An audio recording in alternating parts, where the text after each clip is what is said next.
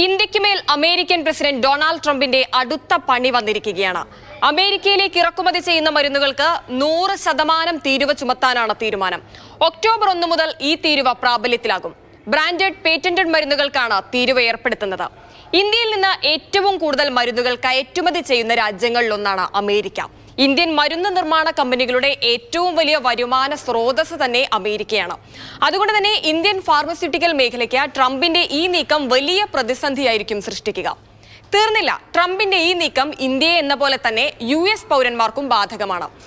ഇന്ത്യയിൽ ഉൽപ്പാദിപ്പിച്ച് അമേരിക്കയിൽ എത്തുന്ന ജനറിക് മരുന്നുകൾ താരതമ്യേന വില കുറഞ്ഞതും ഗുണമേന്മയുള്ളതുമാണ്. ഇവയെയാണ് അമേരിക്കക്കാർ കൂടുതലായും ആശ്രയിക്കുന്നതും. ട്രംപിന്റെ പുതിയ തീരുവയോടെ മരുന്നുകൾക്ക് വില കൂടും. വിപണിയിലെ വിലക്കയറ്റത്തിനൊപ്പം തന്നെ മരുന്നിന്റെ ലഭ്യതയും കുറയും.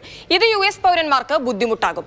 പ്രതിസന്ധി സൃഷ്ടിച്ചുകൊണ്ടുള്ള ട്രംപിന്റെ ഇത്തരം പുതിയ തീരുമാനങ്ങളും പ്രഖ്യാപനങ്ങളും ആഗോള സമ്പദ് വ്യവസ്ഥയെ ആകെയാണ് ബാധിക്കുന്നത്. വ്യാപാര യുദ്ധം പുതിയൊരു തലത്തിലേക്ക് കടന്നേക്കുമെന്നാണ് വിദഗ്ധരുടെ വിലയിരുത്തൽ.